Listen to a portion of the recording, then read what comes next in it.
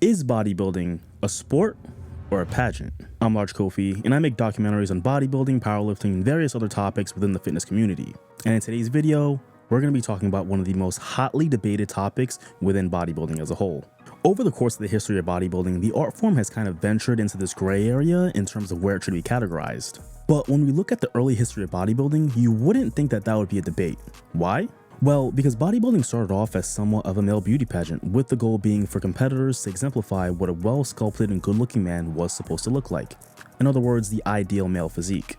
However, an interesting aspect in a lot of these early bodybuilding shows is the fact that competitors were either current or former athletes, or just very athletic in general. And with the ideal male physique being consistent with a certain level of muscularity and fitness, it only made sense for athletes to be more suited for success in bodybuilding. Now, the advancements in dieting and training over the years eventually produced bigger and better physiques, which then produced more fans and more attention on bodybuilding. Arnold had become one of the most famous men on the planet, the IFBB was making a push to get bodybuilding in the Olympics, and the competition had become more saturated than it had ever been. Bodybuilding shows began airing on ESPN in the 90s, giving it widespread exposure it had never seen before. This was probably the moment where bodybuilding began to gain recognition as a sport, because what better validation than to air on the largest sports network in America? But as social media created a space where bodybuilding fans could have more nuanced discussion and debates, the topic of whether or not bodybuilding was a sport became a hot one. Now you have one camp that believes bodybuilding is a sport, and then the other camp that believes it's a glorified pageant. And we're about to break down and analyze the arguments for both and settle this debate once and for all. Let's take a look at two textbook definitions of what a sport is and determine whether or not bodybuilding fits that criteria. Definition 1. An activity involving physical exertion and skill in which an individual or team competes against another or others for entertainment. Definition 2. A game, competition, or activity needing physical effort and skill that is played or done according to rules for enjoyment and or as a job. Now, based on both of these definitions, bodybuilding is absolutely a sport. The physical exertion and skill needed in bodybuilding comes in the form of posing, both in the mandatories and in the routines. Mandatory poses in bodybuilding, regardless of division, are the biggest factor in a competitor's scoring and their subsequent placing. While conditioning, muscularity, and shape are the foundation of an excellent package, it's the ability to maximize your posing that brings everything together like glue. Without great posing, all the other factors are severely subdued. Now, bodybuilding is an individual sport and it's also highly entertaining. Despite the fact that it does lack in popularity, the fitness division is full of former athletes who put on some of the most athletic and entertaining routines in all of bodybuilding. They not only have to pose really hard, but then proceed to do acrobatic shit later on, and I don't think it gets more entertaining than that. The classic physique division does produce some of the best posing routines in all of bodybuilding, something which everyone looks forward to at every major show. And in the open division, we get to see the biggest, freakiest bodybuilders in the world standing side by side. So when it comes to entertainment, bodybuilding does check off that box. Bodybuilding does have a ton of rules. For starters, each division needs to wear a specific suit or trunk. Classic physique specifically has a weight cap based on height, and all divisions have a specified number of poses that competitors need to hit in a limited amount of time. Granted, the rules aren't extensive, nor are they hard to follow, but failures to adhere to them will hurt a bodybuilder like it would any other athlete. Final part of the second definition highlights enjoyment and a livelihood as characteristics of what makes a sport, and these are both characteristics that definitely exist in bodybuilding. You don't become a top 10 Olympia placer without dedicating your life to the craft or being extremely passionate about bodybuilding. Not to mention the other business opportunities and ways that bodybuilders today can monetize their brands if they play their cards right. Now, the textbook definitions of a sport indicate that bodybuilding is exactly that, but there's one major aspect that we haven't discussed yet, and that's dieting and nutrition. Bodybuilders, without a doubt, diet harder and more meticulously than any other group of competitors on the planet. The main reason being that while proper dieting and nutrition can help normal athletes maximize their performance, it's the bedrock of a good bodybuilding package. The conditioning muscularity that I mentioned earlier is not achieved without proper dieting and nutrition, even with anabolics. This is a known fact. So while other athletes can get away with deviating from a strict diet and still show up on game day, able to perform their best, this is not the case for bodybuilders. Because for bodybuilders, deviating from a strict diet can literally make or break your entire prep. There's a lot of math and nutritional knowledge involved in peaking a bodybuilder perfectly.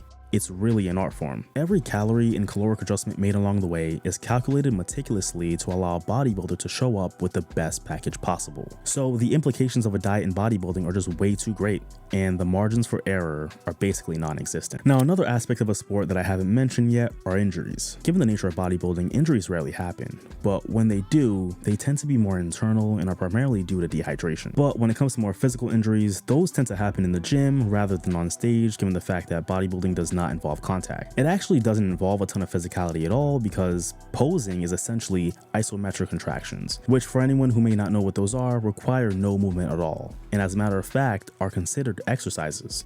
So technically, bodybuilders are literally exercising on stage, and it really shows sometimes. I fell to the ground and I think everybody was like, is this part of the routine? And I'm like, no, like someone come up and help me because I can't stand up. So all in all, injuries in bodybuilding don't really happen unless a competitor wants to jump off stage. Now at this point, I've laid out how bodybuilding fits the criteria of a sport, but now let's look at the aspects that fit the criteria of a pageant. Similar to a sport, I looked at two different definitions. Definition 1. A contest or competitive situation that is likened to a traditional beauty contest, especially in involving judgments made on the basis of physical attractiveness or popular appeal. Definition 2. A competition in which women are judged on how physically attractive they are. Now, how does bodybuilding fit this criteria? Well, for starters, female competitors are judged on the traditional beauty standards for women. For divisions like bikini and wellness, competitors are encouraged to maintain physiques that are consistent with the aspects of traditional femininity. Not too muscular, not too shredded, and overall conventionally attractive. Female competitors in these divisions are even marked down for not having adequate breast size, encouraging most of them to get implants if they really want to progress their careers. Even in the women's divisions where muscularity is more important, like figure, fitness, and women's bodybuilding, competitors are still encouraged to maintain certain aspects of femininity even though they have 10 times more testosterone than the average male. Now, male competitors as well are judged on standards of beauty, which varies depending on the division. What's considered a beautiful physique in classic is different than that of men's physique, which is different than that of the open. But you could make the argument that the judging criteria in those divisions are in fact standards of beauty. Beauty, which in itself as a concept is highly subjective. Now, given the political nature of bodybuilding, judgments are made on popular appeal, just like in pageantry. Dorian Yates and Jay Cutler, both winning the 97 and 07 Olympias respectively, are two clear examples of politically motivated decisions. Now, the meticulous nature of preparing for pageantry, as well as the measures that competitors go through to succeed, does have quite a bit of overlap with bodybuilding. Pageant queens do train and diet consistently to look good for the competition. Granted, it's not at the same level as bodybuilders, it doesn't really have to be, because traditional female beauty standards don't require the same level of training as bodybuilding. The judging in pageantry is also highly subjective, just like in bodybuilding. On a very basic level, judges are essentially comparing a bunch of good-looking people and picking one who they personally believe has the best overall package. Pageantry also requires a lot of personal creativity, the same way that a posing routine in bodybuilding would. Pageant queens also use body enhancements to get ahead, the same way that bodybuilders use body enhancements to get ahead. Now, where this debate gets very interesting is when you take pageant queens and put them side by side with the definition of a sport, you start to see a very interesting amount of overlap. Pageantry is an activity that involves some form of physical exertion and skill, where individuals compete against other individuals for entertainment. Pageantry is also done according to rules and for enjoyment and can be a job. This would make pageant queens athletes, right? Well, yes, because based on the technical definition of the term, they would be athletes. But why don't we view it that way? Because the biggest aspect of pageantry that bodybuilding does have in common is the subjective nature of the competition. So based on this next analysis, I'll only be comparing bodybuilding to other individual sports with a scoring system like boxing and MMA. The scoring in boxing and MMA is very cut and dry and very objective. You strike an opponent, you get a point. You cause damage to an opponent, you get more points. You knock an opponent down, you get more points. And if you knock your opponent out, you win the fight. All of this judging criteria is in its very nature highly objective. A punch to the face is a punch to the face. There's no subjectivity in that. However, in bodybuilding, an athlete's conditioning and muscularity compared to that of another athlete is entirely up to the discretion of the judges.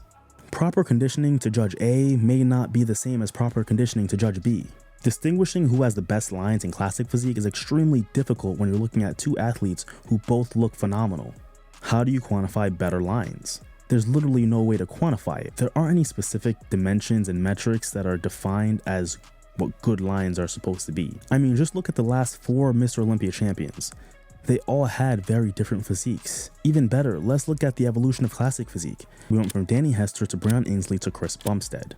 3 very different physiques. Changes in the judging criteria in bodybuilding does change over time. However, in combat sports, a significant strike has always meant the same and will always mean the same. Now, you may be wondering, don't conventionally accepted sports have a certain element of subjectivity and artistry as well? Sure, they absolutely can, and they absolutely do. The beauty in Davante Adams' route running is subjective. However, while his route running is beautiful and absolutely translates to the scoreboard, the route running in itself isn't scored. He gets no style points for how he gets in the end zone. Israel Adesanya's style is one of the most unique and entertaining in all of MMA. And while his style heavily contributes to him getting ahead on the scorecard, how he gets those points isn't scored. The style bender gets no points for being stylish. This is the opposite of bodybuilding, where the subjective nature of your package is the driving factor behind your placing, and your package is essentially your style. Now, we see subjectivity come up in sports all the time, especially when it comes to decisions that are at the hands of judges and referees. But those instances of subjectivity don't change the essence of the sport. A judge in boxing getting the scorecard wrong is significantly more egregious. Why? Because the scorecard is quantifiable. It's based on easily observable metrics. Whereas the scorecard in bodybuilding is somewhat ambiguous. Every point added is at the discretion of the judges and not necessarily due to any observable metric, but rather personal opinion. Competitors even need to ask for the reasoning as to why they scored how they did, because the scorecard can't tell them that, only the judges can. This is also a part of the reason why bodybuilding has struggled to grow overall. It's not easily consumable to a new observer. While fans of the sport can know why a competitor won a show, a new observer would have no idea and not be able to understand without looking at the scorecard. But even then, they wouldn't know why the judges scored each competitor the way they did. This isn't necessarily something that can be fixed, it's just the nature of bodybuilding. But all we can do as fans is hope that the judges do their best to place these competitors accordingly. So in essence, bodybuilding is too non-quantifiable to be generally accepted as a sport, at least on show day, because there's no doubt that in the off-season and the prep leading up to the show, bodybuilders are putting in just as much grueling work as any athlete on the planet. However, come competition day, when the lights turn on, bodybuilding is a pageant, in my opinion. Get in the comment section, let me know whether you agree or disagree with some of the points that I made in today's video. Or feel free to bring up some points that I didn't even mention at all. Do you think that bodybuilding is a sport or a pageant? Let's talk about it. I'm Large Kofi, thank you for watching.